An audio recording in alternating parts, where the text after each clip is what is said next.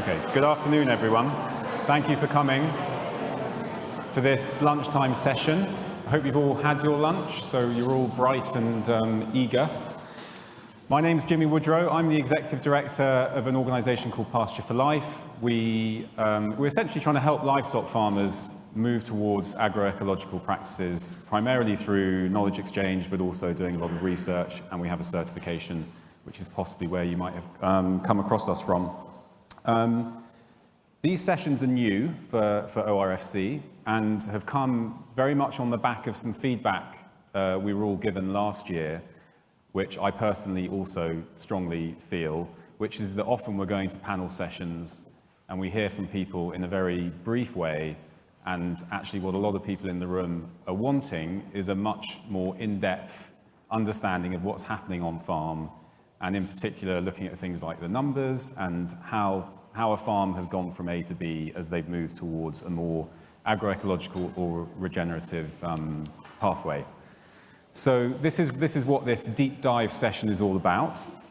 It's also, I suppose, a good example that feedback is positive and works. So if you have feedback on this session or any other sessions at ORFC this year, please chuck it in, and things do change. So hopefully my vision for these sessions is that actually it might be a cornerstone of the ORFC calendar going forwards. It might be something that farmers are wanting to do and they haven't been strong-armed to do, like Rebecca. So essentially we're going to give it a go. We've got one tomorrow as well, which will be looking much more at the arable side. This is a kind of smaller mixed farming enterprise. So just briefly introducing Rebecca before she does a much better job of it herself. So yes, Rebecca runs a small diversified mixed farming enterprise in Norfolk, over 500 acres, with her family. She's going to get more into the details of the farm, obviously, in a second. But first, and this is something we're going to do today and tomorrow, just to try and create some, nice personal story around it, I'm going to say to Rebecca, if this was a story, where would it begin? Well, that is a fantastic question, and I'm really pleased you sent it to me yesterday, so I could prep a little bit. So I'm going to be completely honest. So firstly, thank you all so much for coming. It's quite daunting having your name on the big programme. I'm amazed that we filled the room. How fantastic. Yeah. So you'll hear more about the nitty-gritty in a sec, but where did it all begin? Well, this journey that we're on now started, I suppose, when everything that was going on in our previous life stopped. It's a terrible cliche to say that we had a huge paradigm shift, but we did. Various things happened at once. I had worked as a land agent for many years and worked through some illness, but was actually made redundant because I was seen as a risk to the business.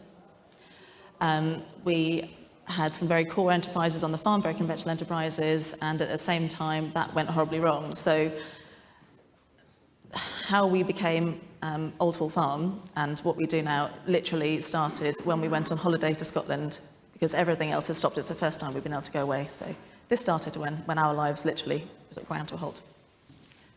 And was there something in your earlier life, your childhood, that laid the groundwork for this amazing kind of journey that you've been on personally? I suppose in a way. I mean, I've always been an outside person, always had horses, but no farming experience at all. My husband is the farmer. I'm a new entrant, I suppose. So this whole enterprise, everything that we do now is brand new from scratch, learned to do everything from zero, learnt to milk via YouTube. I'm not the only graduate of YouTube University, but, a little bit too afraid to ask the neighbours who are big dairy farmers for help, so I'd always wanted to work with my husband on the farm at home, but couldn't for various reasons that I'll explain as we go through. And did you grow up on a farm, or this is completely new? Yeah. So mum and dad had a couple of acres in Gloucestershire, but no farm animals other than, well, you have the odd bottle-fed lamb, don't you, when you're growing up in the countryside. They came in the kitchen. A few ducks, a Vietnamese pot-bellied pig called baldric. So that's interesting. We'll come on to the pot-bellied pigs. So just briefly, the format of this session, Rebecca has some slides just to take you through essentially the nuts and bolts of what you're doing at Old Hall Farm. we're going to be inviting questions hopefully quite soon on. We've got online questions. We're going to have questions from the audience here. We want to make this as interactive as we can, while also giving Rebecca the chance to get into a bit of flow. And I think, again, one of the bits of feedback from last year, particularly getting into some of the nitty-gritty aspects of what you do, is getting that conversation going between the audience and you is going to be quite important, because everyone looks at their farm in a different way, whether it's numbers or looking at land management. So the more we can get that going, the better. So prepare your questions. We will definitely come to you. And we've got about 45 minutes. Hopefully we can push it a bit at the end, hopefully. So do you want to get going with your slides, and then we can go from there? Brilliant. Let's see if I can get the technology to work. Hey. So, obviously some of this you've just heard. So about us, we're based in Norfolk, just south of Norwich. Don't know if any of you know Norfolk, but we are smack bang between Norwich and Bungay. The farm as a whole is 500 acres. It's not all owned outright. Some of it's rented in. It was very conventional. So when I met my husband Stuart, who's in the audience, so absolutely no pressure at all today. He was a very conventional pig farmer. We met at agricultural college. So very intensive pigs, very intensive arable. I was a land agent. I always say when I say that I used to be a land agent, don't hate me for that either. We're not all bad. Always gets a laugh.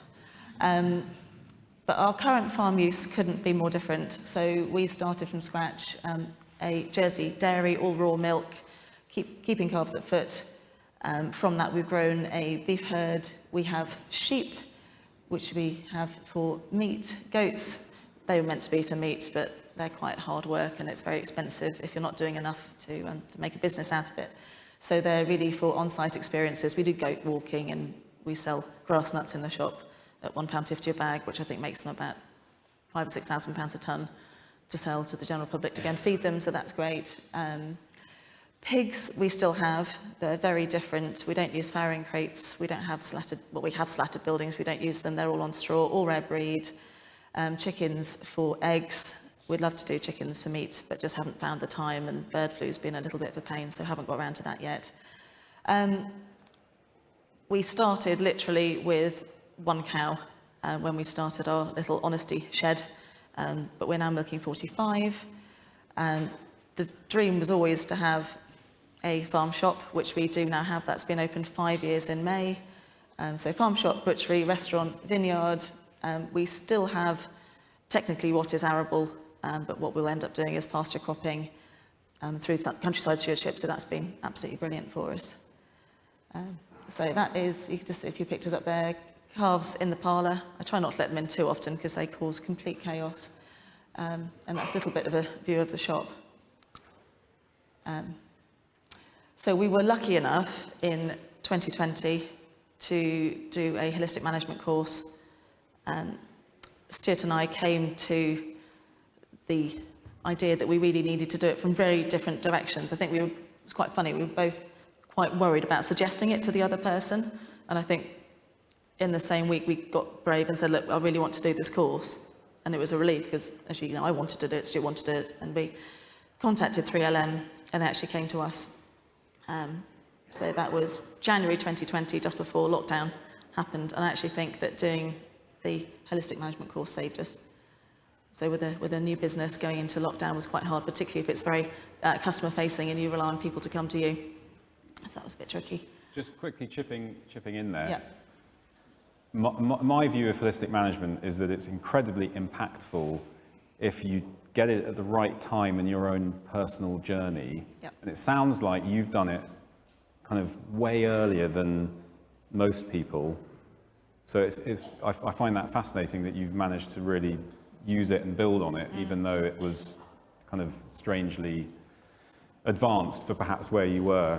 Oh, it was, yeah, very advanced. I mean, it was 9 very intensive days. I think Chris and Sheila Cook from 3LM won't mind me saying that a lot of it was therapy. They won't mind at all. I mean, it's a fantastic course. I don't know if you in the room know much about it, but I can thoroughly recommend it. It was really at the beginning of our journey, and it's actually triggered a lot of the other changes that we've made along the way. But yeah, very, very in-depth, and it's not just about how to do a grazing plan. A lot of it is financial, which where we were at the time was actually really sensible. And I mean, also just thinking about what you've said about family, which I think for me is one of the really interesting aspects of your story, and I suppose lots of stories that you hear about in this space, whether it's succession issues or you marrying into a farming family with perhaps your own ideas. I mean, I should say slightly naughtily that Stuart's here because he was worried about what you were going to say, but then has also said, ask her about planning, which is kind of what I want to ask my wife often as well, about planning, family planning for the future. Yes, I mean, I'm the daughter-in-law, so that's always an interesting dynamic. And having not come from a farming background, I think my in-laws probably think I'm the mad daughter-in-law that does crazy things. It's quite liberating, so it means I can do those things. I mean, Stuart's farmed his whole life. So yeah, coming in from the outside has been quite tricky. Stuart's parents live literally next door, which is fantastic because that means they can keep an eye on our 13 and 15-year-old who are looking after the farm and everything else while we're away. You might be watching at home, probably not, they're probably doing Minecraft, having done all the animals, but I have bought your present, kids, so. Yeah, so no, I mean, family farms are tricky, particularly when you want to change everything. Stuart's parents have been brilliant, but it did help, all joking aside, that they had to go to Australia to help look after my niece and nephews. So for the major transition, they weren't in the country. So that was probably quite helpful. It would have been interesting. I do wonder how it would have turned out had they been there for all of it, because it's taken them a while to buy in to some of what we've done. So I suppose there are pros and cons. We didn't have to worry about being looked over all the time, but maybe they'd have been more supportive of some of the changes we've made had they been there. So do you think your role as an outsider has been an important factor in introducing some of these newer ideas that perhaps it might have been harder for Stuart to float? Yeah, probably. I think if you've never done something before, then you've got no preconceived ideas. So you can ask the silly question, and that's the great thing about holistic management, because you're taught to ask questions all the time. So you never, when you're having gone through the training, but when I'm talking to Stuart now, or when some of our staff are talking to Stuart, and you get the question why, and then you get the answer because, which I try never to do to my children. Actually, if you've never been involved before, you can question it. And I think that's something we try and do all the time, is question ourselves and our methods and our reasoning, and try and work out what our context is. I guess that it's easier to come in and be new and do that sort of thing if you're stuck in a rut, which, as we like to say in our house, is a coffin without ends. Then yeah, question everything's really important. Yeah. You want to go on with your... Yeah, I'll try and carry on and remember where I left off. So I suppose, yeah, I mean, the holistic management was fantastic. It gave us the confidence to believe in our gut feel. It helped us see what we wanted to do to the farm and on the land more clearly. I think 2020 was, I think if you were furloughed, it was a fantastic summer, wasn't it? It was really nice and hot, so you could go on long bike rides with your children. If you were us, having tried to turn what was a very conventional arable farm into pasture, that long hot summer was horrible. I think had we not done the grazing plan and other things, I think would have been really stuck. Don't forget, well, this is all new, so trying to grow grass in a sterile environment, which is what the farm was, is quite tricky. So it helped us through that. It just helped us. I put context there 3 times because it's so important. And of course, it opened up a fantastic network. And being part of Pasture for Life, I should say, I'm also a facilitator for Pasture Life in the Eastern region. Actually, that whole support network is amazing, and that helps you learn about context and what you want to achieve, which helps with your decision making and having a feedback loop. I think what we found with the previous farming business is that you're on a treadmill all the time, and it's so hard to get off. I mean, one of the reasons that everything stopped and we're now doing what we're doing is because the pigs got the horrible disease, which animals in a very intensive environment do. It happens very regularly, and actually we were lucky because it was so awful that it meant that we couldn't continue. But before, we'd had little triggers in the business, and we'd ploughed on regardless, and we thought we were doing the right thing, and actually it wasn't a bad enough shock. So I think we'll talk about technology later on, but I think, you know, you get, as a farmer, you get head down and you just got to keep going and keep going, and you know, when you've got all the pigs in the system, we used to finish 11,500 pigs a year. It's a lot of pigs. And we did eat, you know, we did eat our own pork. A lot of farmers don't eat what they produce, and we did.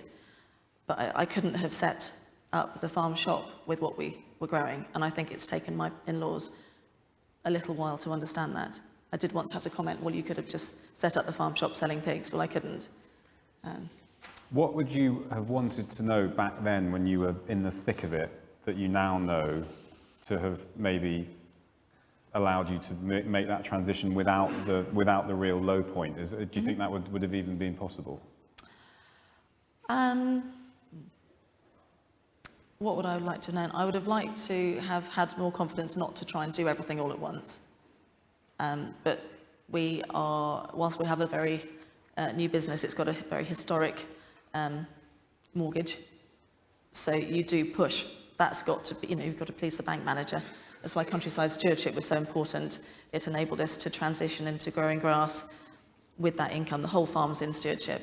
So it enabled us to, it allowed us to make those changes without, you know, we de-risked it. I think we've done a lot very quickly. I would think probably if I was giving advice, I'd probably say don't do as much as fast as we have. And just be more confident, trust your gut. And that's where the holistic management came in. Yeah. Let's see what's on the next slide. So that is us. That's an aerial shot, as you can see, of the farm and the farm shop and everything. And actually, that pink house you see in the background, a year ago it burnt down just after we got back from Oxford. So we haven't dealt with that yet. Builders theoretically start on the 15th. But actually standing in one of those fields, looking up the farm, was one of the great triggers for our decision making. And I think it was what led us to look at holistic management, because we, having got rid of our own arable kit, we had a contractor. It was slowly dawning on us that we were letting someone else run a business with our overdraft and our money, and it was just about breaking even thanks to the single payment, but it wasn't bringing any joy. And we stood one day looking up the farm and just looked at this cloud of topsoil blowing away, and that was a real kick. And it was one of the things that made us think, actually, we don't want that anymore, we have to change. And then as soon as we got our first cows, we had to try and grow grass. And then actually we quite like this grassy stuff. There's less mud. Well, no, not at the minute. We just had another inch of rain. There's loads of mud. But it just changed how the farm looks. So, but just to run you through some figures, I mean, when we decided to get rid of the pigs, actually Stuart and I were starting to really look at it and just felt that we were too much at risk and we wanted to make big changes. And then it happened anyway. But we had a big turnover of 1.4 million. Really low profitability, absolutely shocking. No control over the sale price at all. We did look at trying to get a contract with one of the big supermarkets, and they were going to try and track that contract for the price of pig meat with the wheat price, and they were allowing, I think, 1% return on investment for us. It's a bit rubbish. It's not what we're aiming for now. So, yeah, you can read off the screen, can't you? At worst, losing £40 a pig, and at best, making 20. I think it's such a cyclical farming business, pigs. I think poor Stuart, his pig keeping career was blighted with swine fever, foot and mouth, PDNS, all those other things. So I can't remember. I don't think there were many times where we made £20 a pig in the time I've known Stuart. So when we got rid of the pigs, we had to, store all this debt and everything, store all these buildings. I mean, I showed Jimmy around just before Christmas. We've got £2 million worth of pig buildings sitting there empty. That's how much we won't go back to it. But we did bed and breakfast pigs for someone else for a while, again, while we set everything else up. We were turning over 7 pence per pig per day. It's not great. So that's, we went from having our own to doing them for someone else. And I think we had the most expensive exit from pig keeping in the history of pig keeping. And then bed and breakfasting pigs for someone else, which was you take them in as 28-day-old weaners and then try and take them to finishing weight. That cured us of any longing to have pigs at scale ever again.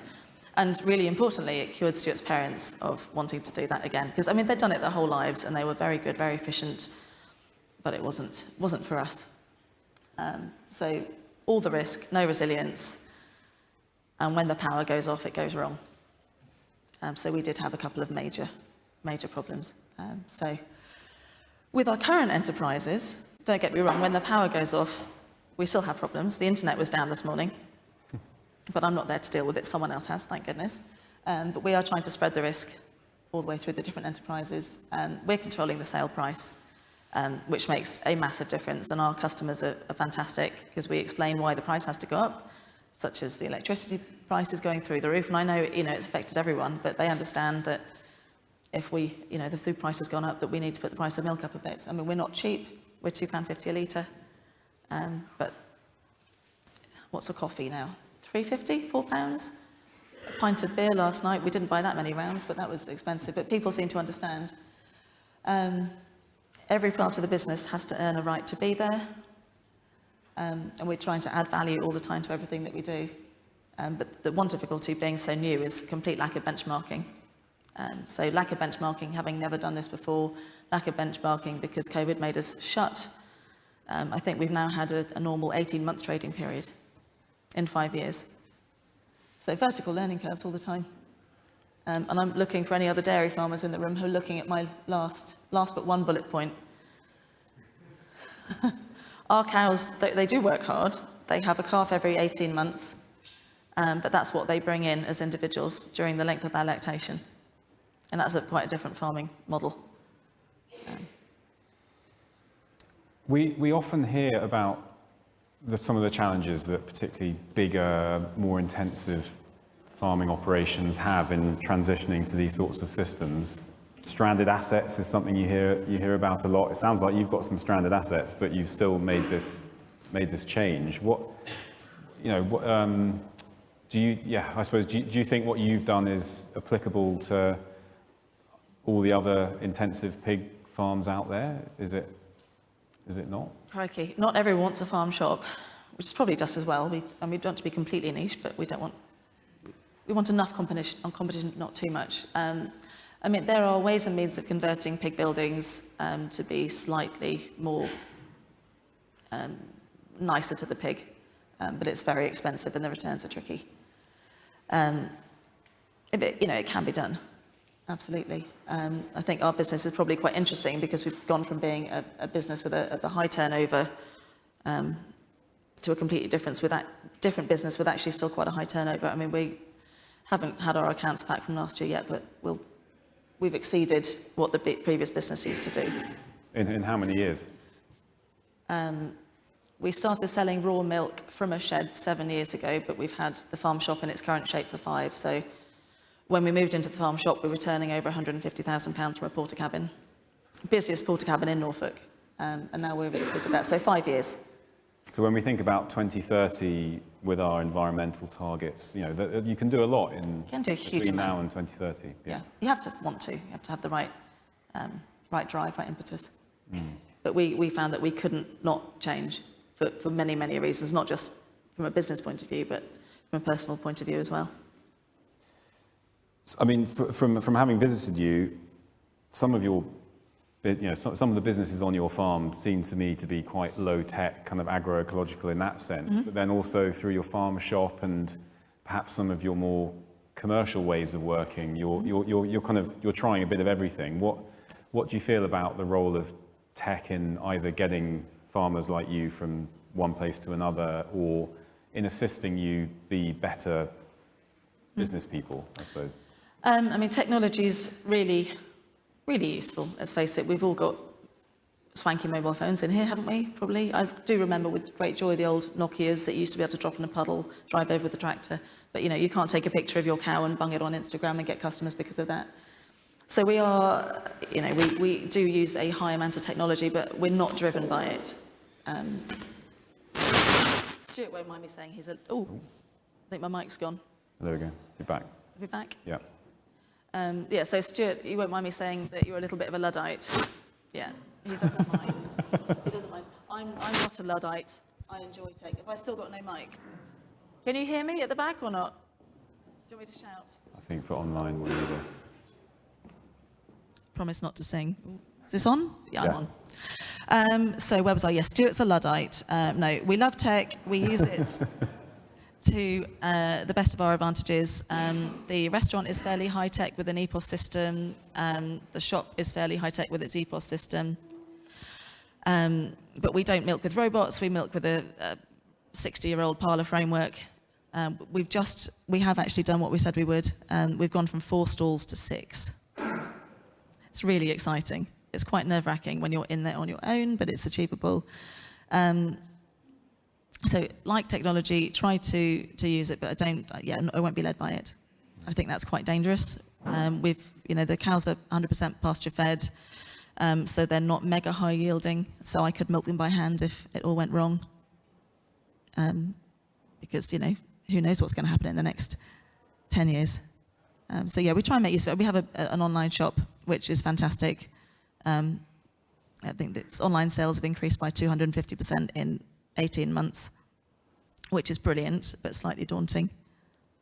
Yeah, so I do like tech, but won't be driven by it. Have you got any more slides? I have got more slides. This is such a new format that we do know what we're doing, but it's very flexible. So we've had lots of challenges. Growing grass was not the smallest challenge that we've had due to the sterile state in which the arable business left the land.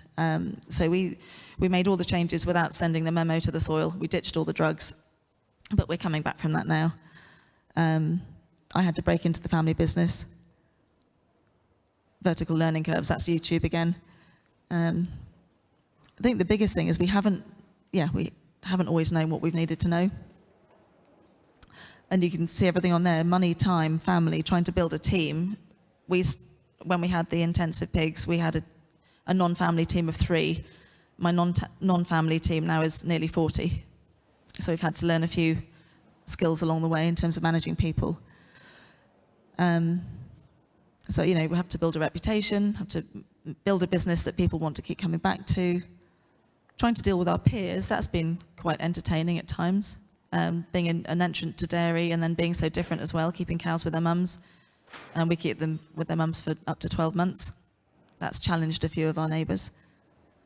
And then obviously COVID was no fun for anyone. And the energy crisis has been tricky. I think we look at some figures earlier. We're trying to make our business more resilient, but we still need power. I think when the war in Ukraine and everything started, I think obviously electricity and everything went up hugely. So our quarterly bill is now our monthly bill. But for the 6 months up until everything settled down again, our electricity prices weren't fixed. And we didn't know what we'd have to pay, even though we were buying through a big cooperative. That actually ended up being a 60 grand bill for a 6-month period. So trying to run a business not knowing what you'd pay for power, that was tricky. And I don't know how to de-risk that. Not completely. Well, that leads quite nicely on to what would probably be my final question before we throw it open, which is, you've clearly got some personal passions, some pet projects, you might say, that have evolved into businesses that seem to be thriving, but you've also got a commercial head on you. To someone in here who's coming at this fresh or at the start of their journey, do you think one of them is more important than the other? For me, I think passion is the most important thing. You have to love what you do, and I loved my land agency career, but I'm more passionate about what we do now. You can bring a plan in, and you can use that to help guide your passion into something which you can make a business out of. Yeah. But I used to being a land agent, you'd have to build plans and things for people, and you get stuck. And I think love and loving what we do is what drives us. So I think follow your passion, follow your gut would be for me. Great. So, I'm going to start with a question from the floor. We're then going to toggle between floor questions and online questions. So does anyone want to kick things off? Yes, over there with your hand up. Oh, hang on a second. Do we need to use this one? Yeah.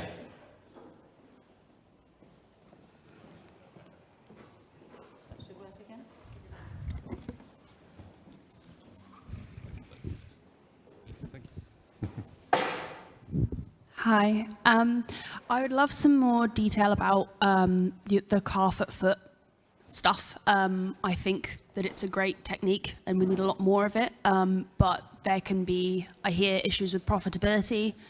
So yeah, I'd love to hear how it works, how long they stay with the mums, and how it stays profitable, basically, with some of the loss of yield. Mm-hmm. Yeah, no, I think I heard all of that. So, we're milking all Jerseys, and they're keeping their calves for 9 to 12 months. So we do start night weaning when they're around 3 months old. So we don't have a calving pattern, it's more of a calving smudge. But we try and have groups of calves, so they stay together as buddies. So they're overnight weaned and they get milk from their mums during the day. So we're selling the milk out at £2.50 a litre. Our cost of production is somewhere around £1 a litre. So any big dairy farmers are probably shocked by that, but that's what it is. That's what it costs us to get it into a bottle.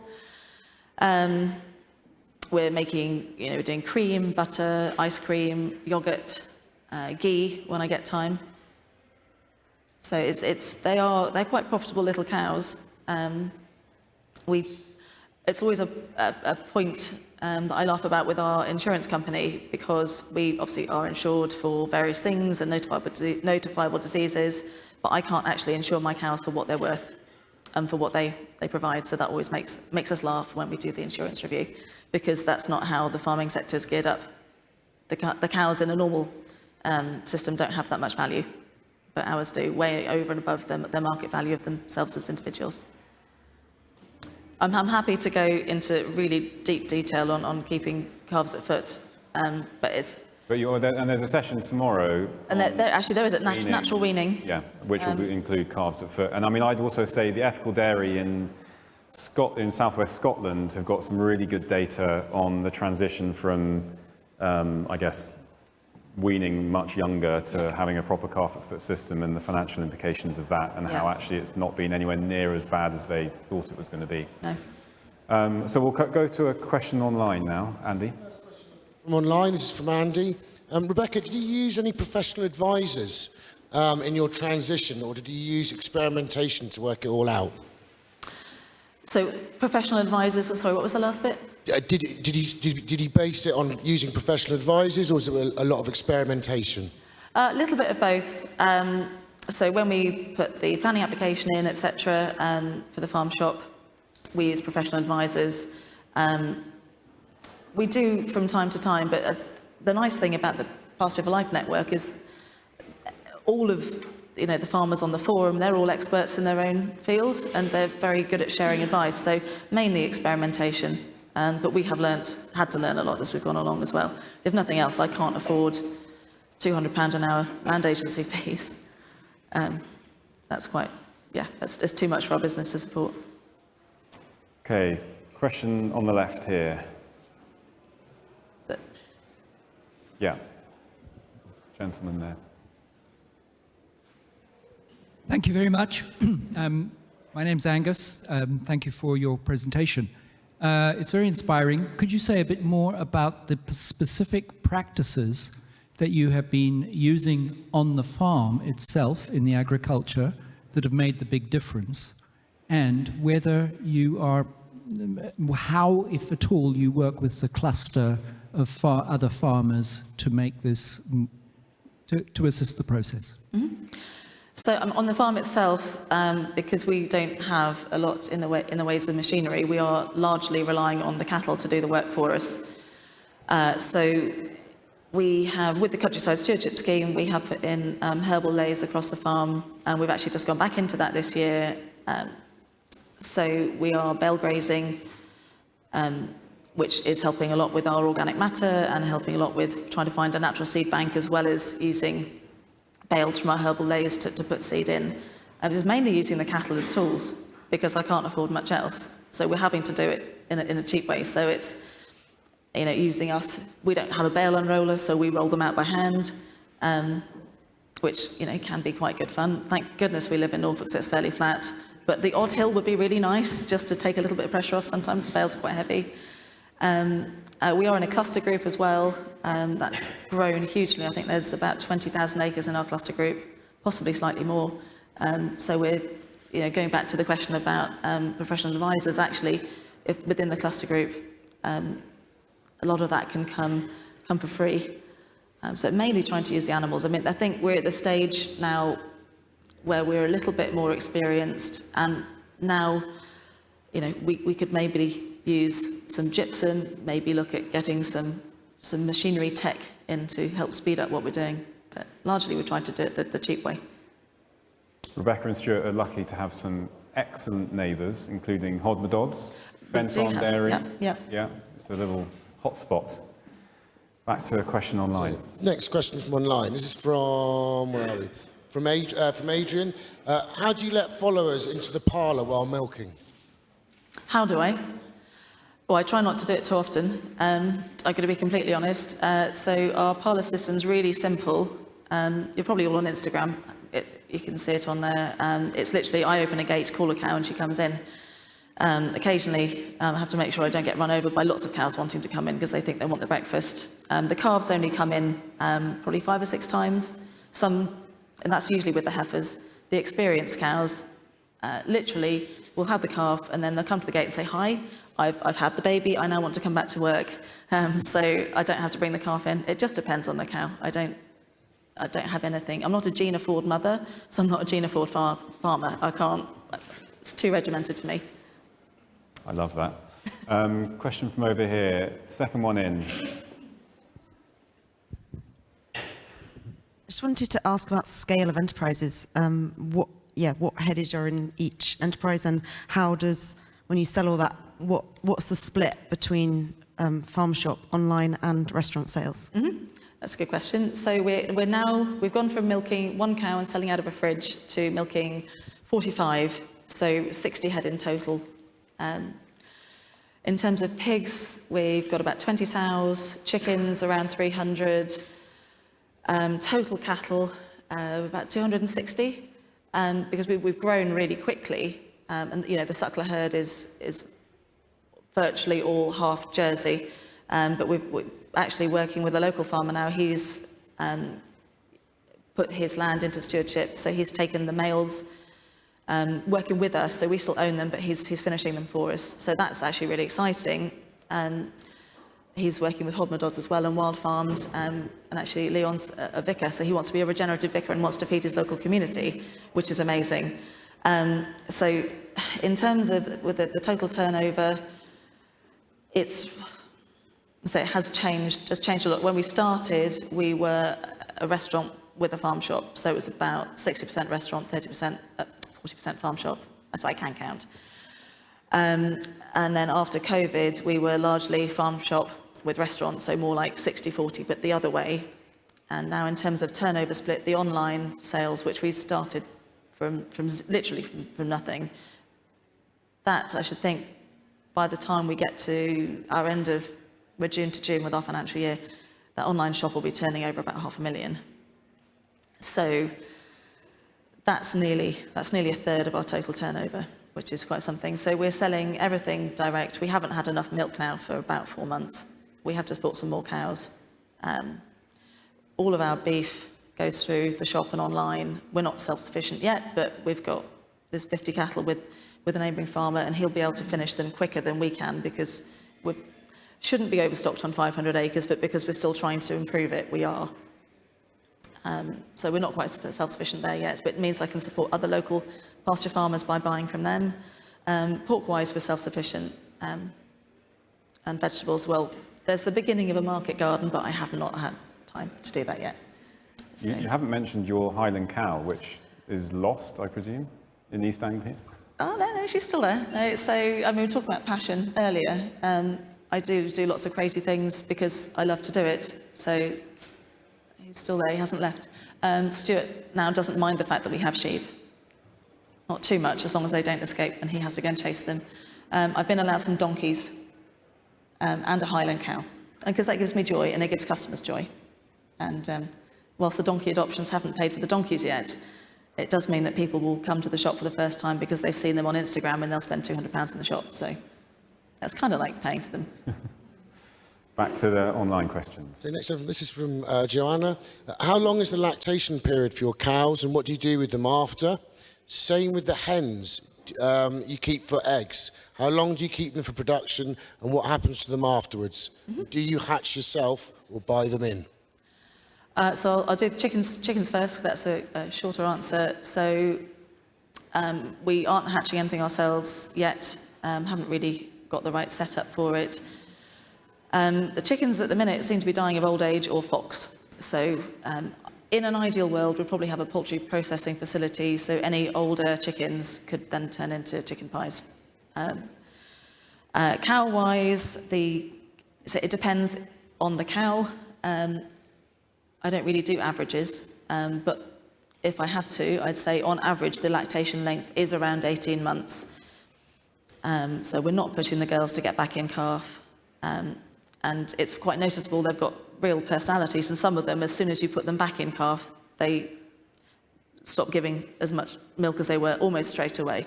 So that's quite difficult for us, because again, we're still building the herd up. We don't have replacements, haven't got a replacement rate, we're still growing. And we found actually, really interestingly, that the longer that we have the lactation, we don't have an issue with cell count. So anyone who's dairy-wise, our cell count is usually under 100, which is pretty good. In the summer, it's 50 because the girls are out. So it's an indicator of cow health. But the longer the lactation in a very conventional state, you'll find that somatic cell count goes up, which means you want to dry the cow off, give her a rest.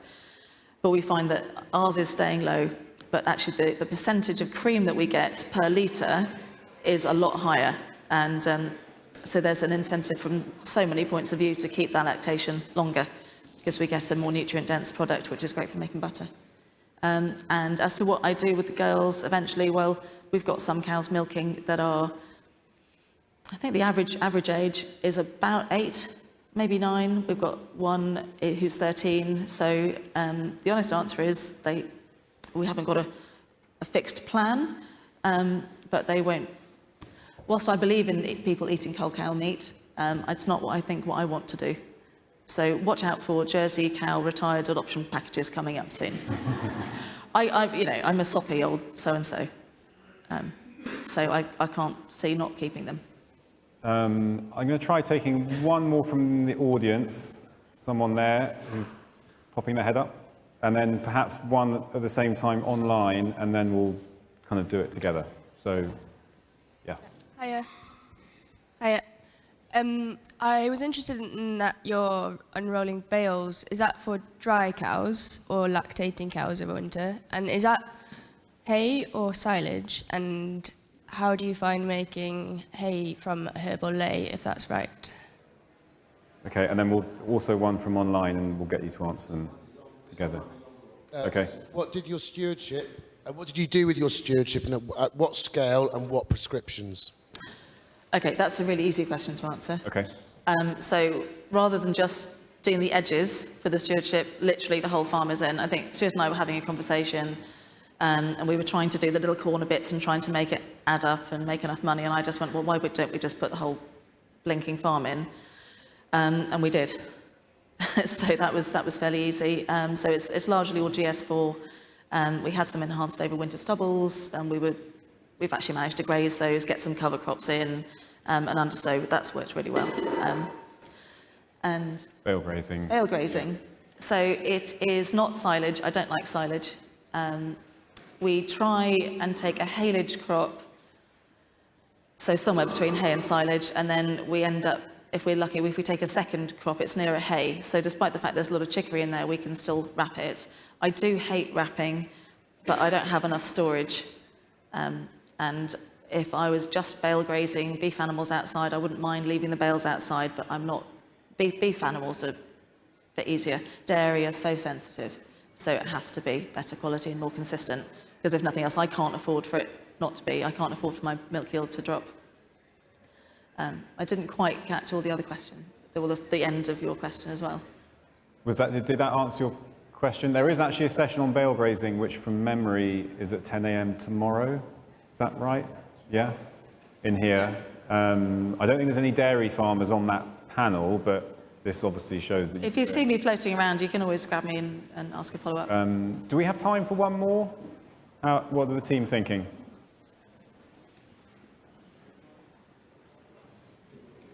You think we're good? Okay. Thank you very much for coming, everyone. I hope you enjoyed that. Thank you, Rebecca. So far. Yeah.